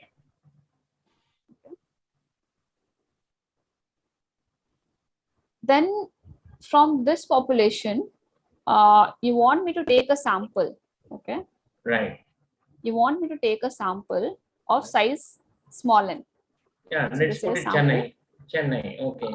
Okay, so this Chennai, all right, so it will not be a random sample, but okay, this kind of, so what they were discussing, right? So this is called, this is a different way of sampling, basically, not random sampling. Okay. So let's say I am talking about this Chennai COVID patient. So yeah. Okay, so we are just interested in taking n samples from there. So you mean to say like Chennai, I mean, let us take it like Tamil Andhra, Telangana type of things are all part of small n, right? No, see, if When you're you saying a say when you are saying random, you cannot name a place. No, No. no, it's fine. Selection is random. So if you're saying, but the elements are definitely. If you're saying the population is all the COVID positive patient in India, let's say from there you are taking just n samples. Forget about any place. Let's say collectively you are just taking n samples. Okay. A sample of n people. Okay. So there you can have x1, x2 up to xn. Okay. All right. This is a sample of size n.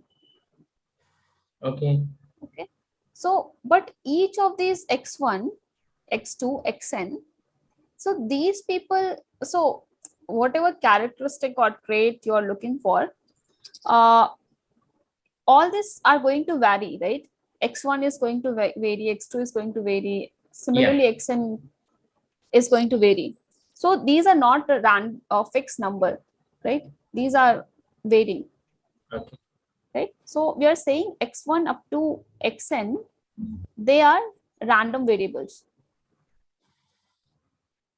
And if we say that they are IID x, right? So each of the x1 can take any of the values from here. So any person from here can come to x1. All right. Any person from this population can come to x2. Right. So talking about person is not a good thing here. So let's say some characteristic we are talking about. So, but whatever it will come, it is going to be fixed. That is one value.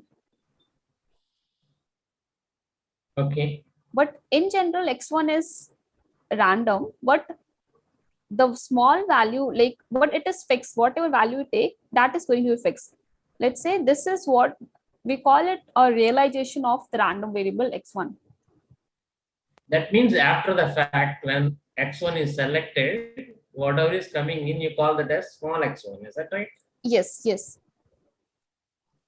Oh, okay. So the same that is way, not a random one. That is the same way we said here that if each of the xi's are Bernoulli P, so each of the xi, let's say xi can take the value either 1 or 0.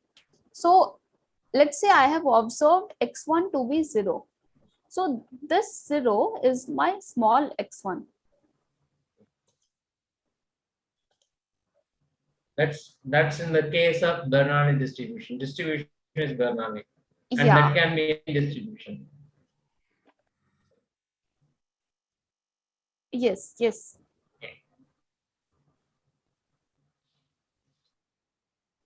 So we are bringing in x1 all because we are going to take a definitive value. Otherwise, x1 to xn, capital x1 to xn remains as a random variable. Is that right? Is it the purpose of x1? No, like to if you take one sample, like this is n samples, right? And each has one realization that we observe. Okay, I think this will go for a long time. So if we take one session on sample and sampling tomorrow, will it be fine? Sure. Yeah. So maybe we can do some illustrations also. Because this is the fundamental okay. So thing. by Without tomorrow, understanding the talking details. Okay. So tomorrow is a week 7 deadline. So maybe in the afternoon, afternoon will be fine. No, madam. Afternoon is not possible at all. We're working. Evening. Okay. Evening 6 o'clock. Sure. Okay. So let's take one session for just sample and sampling explanation. But is it specifically going to help week 7 submissions? Sorry? This knowledge is request, if you're having a session tomorrow, please also enable the YouTube channel for viewing later. A lot of us may not be able to make it tomorrow. If you're okay, I will have we'll have the YouTube link. Thank you so much. Yeah. So let's put these 3 topics for discussion. No. What I tomorrow's there are 3 submissions. Yeah, that Yeah, is true. extra activity and this one, and this is not a short event. It's going to take 1 or 2 hours. I don't know how the other students will be feeling, but the basic knowledge of sample and sampling is needed even beyond week 7. We'll try to finish in 1 hour. Week 7. We'll come up with many examples where you can see how is everything working. Madam, how many more problems are left out? No, there is that was the last problem. Okay. Ma'am, Thank you can very I much, ask madam. one That basic session, would you query? be sending an email? Sorry. Sorry, can you tell one by one?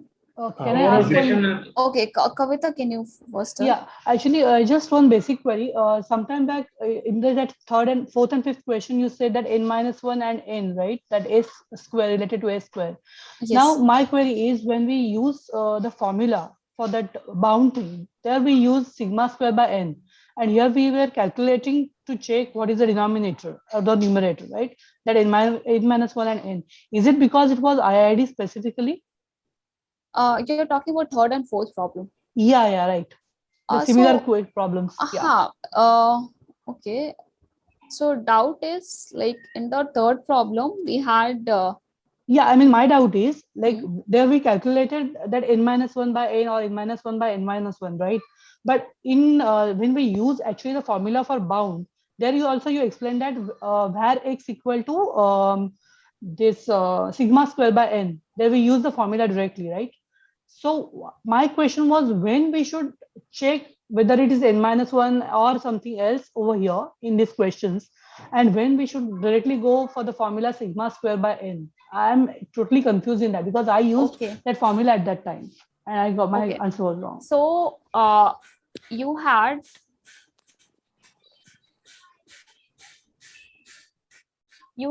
x1, x2 up to xn IIDX. Yeah. Okay? And we are saying it is given that expected value of x is mu and variance of x equal to sigma square. Now, if I take, if I define x bar to be x1 plus x2 plus up to xn by n, okay? Then variance of, if we define it like this, then variance of x bar comes out to be sigma square by n. So this derivation we had done in the first problem. You see here, right. It came out to be sigma square by n. So this is when we say it is sigma square by n. Now, when we got this n-1, this term is we were finding expected value of s square. And what was s square? S square was sum over xi minus x bar whole square, I varying from 1 to n divided by n. Okay. Yeah. And this is how we had defined, and this s square we call it as sample variance. Right. So if we have defined the sample variance to be sum over xi minus x bar whole square divided by n, then in this case we got expected value to be n-1 by n sigma square. Right. But if we define our sample variance s square to be sum over xi minus x bar whole square, I varying from 1 to n divided by n-1, then in this case expected value of s square comes out to be sigma square. Yeah, my question is exactly that. When should we use directly the formula sigma square by n, and when should we actually calculate this n-1 or n like? But these two are different thing, right? Sigma square by n is coming for variance of the sample mean. Sigma square is variance of the sample mean, but this is the, expected value. Okay, value of I sample missed that variance. totally. Expected value of sample I totally got variance. confused there. Okay, Yeah? okay. Yeah, got it. Yeah. Thank you. Yeah. Next was Ravi, I guess. Ravi, are you there?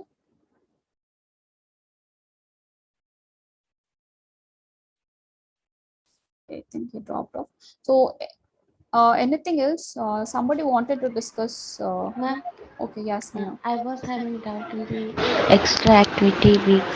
Extra activity week. Which activity you are talking about? Extra activity 4, where sir has given an example.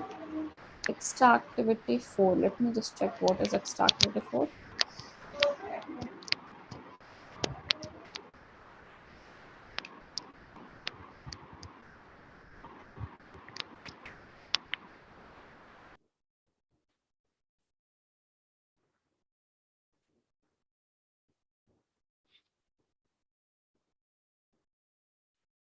Oh, here you have to fit some discrete distribution. Yes, ma'am. So I was having the doubt in the data which sir has taken. I didn't understand how the number of innings were taken from the data which sir was given. How the number of innings were given, is it? Yes, ma'am. And other doubt was after the Bernoulli distribution, while finding the P, we have taken the number of occurrence of 4 as 9091. I didn't get that too. 9091. Okay. And we divided by 1598 into 36. Yeah, So I I saw didn't. that. Okay. These two things I didn't understand. So, what you see on the top, the data, number of fours and number of innings. Yes, So, ma'am. you are getting 0-4 in 8 of the innings of the match. You are getting Yes. 1-4 in 30 innings of the match. So, ma'am, So, is it okay? Continue. Sorry. yeah, so this is the data that was given to us, and total number of innings were 1598. Okay. And what you wanted to model is you want to see number of times 4 occurs in the first 36 legal deliveries of an inning.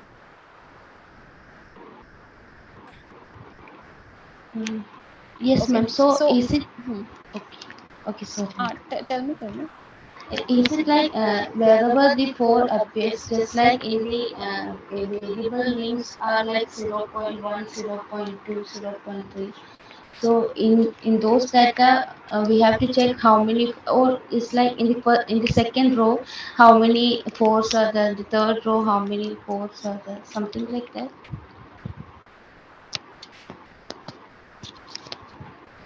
I did not get your point. Sorry, but how they have taken as when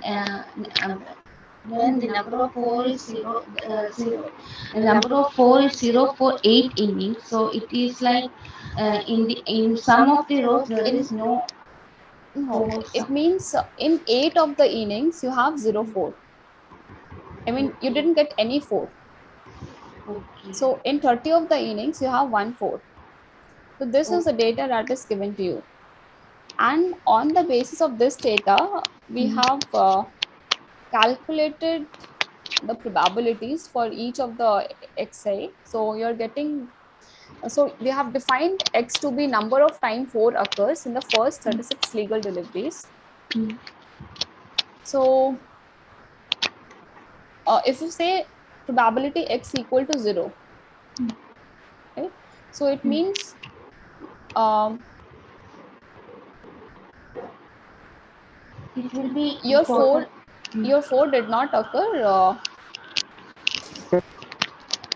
in any of the program first పేర్లు అంట ఈ 36. మూడు ఇది Sorry. నడుస్తుంది ఇక్కడ second year వాళ్ళకి ఇది ఇంకా ఇక్కడ లేదని చెప్తున్నారు అంతా తర్వాత పెడతారేమో Can you mute yourself?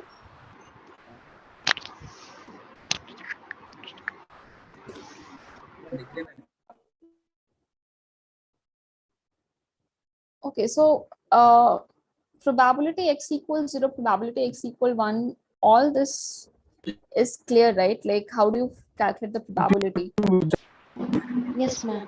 So it is 8 by total. If it is x equals 0, it means it happened in 8 of the innings, and total number of innings were 1598. So 8 divided by 1598. Similarly, 30 divided by 1598. So all these probabilities we calculated, and now we want to check whether this follows the binomial distribution or not. So basically, probability of success, the way we have defined is probability of occurrence of 4 in a ball. ఉన్నాడు already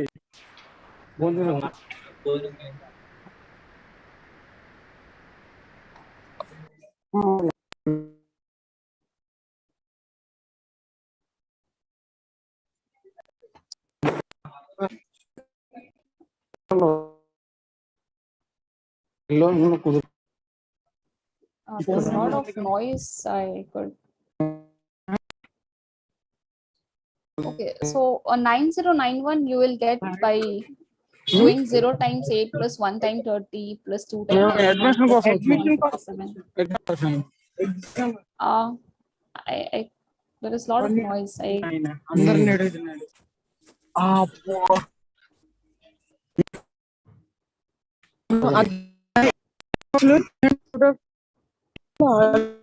అంటే ఇది super చేయన్ అనేది చెప్పారు అక్కడ కో super అవునా Chaitanya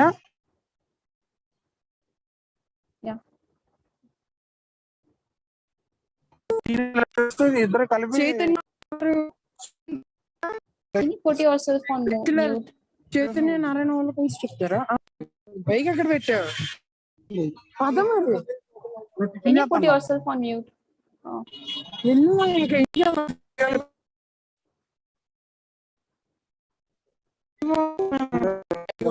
Ma'am, please mute all of us, ma'am.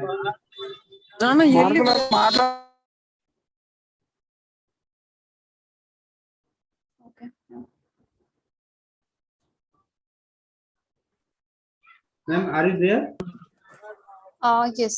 So are you meeting tomorrow? Again, now the person has unmuted. Okay, I don't know. Ma'am, please mute all of us, ma'am. I think someone is unmuted. No, I had muted all of you. Still, they are able to. Please for now, ma'am. Please, no.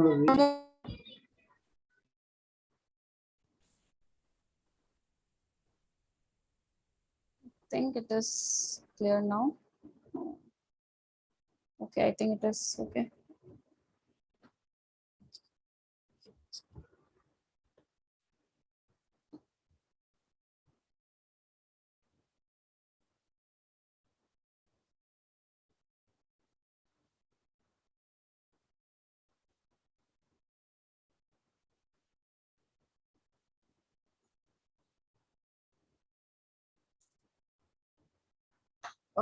Yes, I will schedule one meet tomorrow where we will discuss.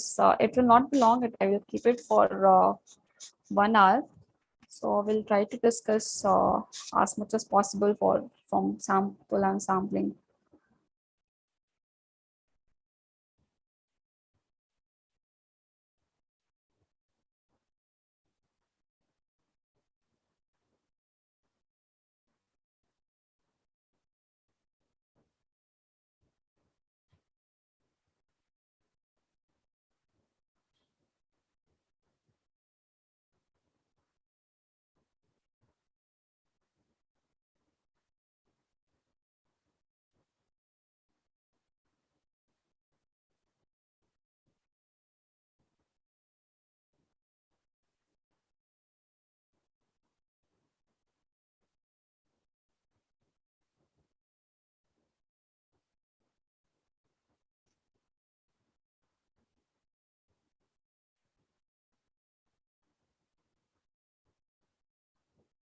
Okay, so now why we're multiplying the denominator by 36? Because total number of feedings were 1548, and you were interested in like a number of fours in 36 legal deliveries.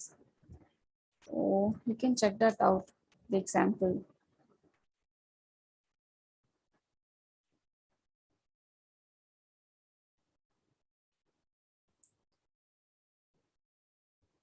Okay, let's close the session for today. We'll meet tomorrow again.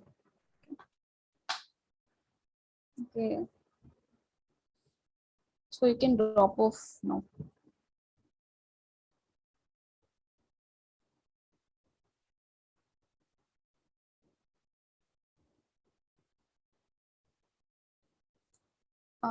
I did not get what you're trying to say. You have written, can we?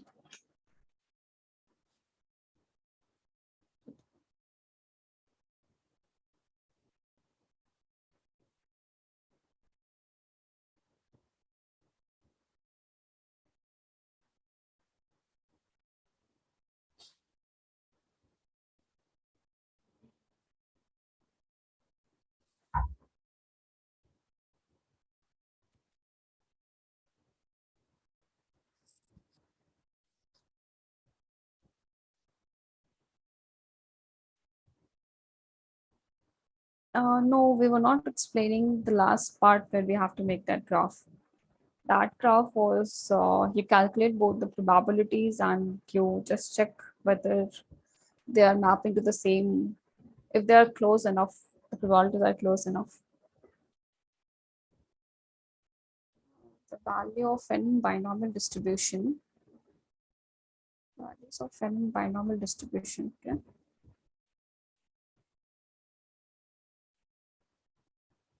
So n is always 36, right? Because we are interested in the first 36 legal deliveries. So n is 36.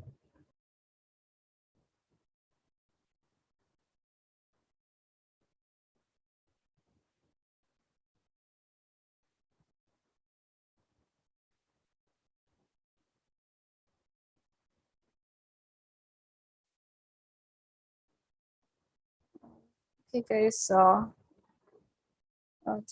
I'll drop off the session now. So we'll meet again tomorrow. Okay, bye.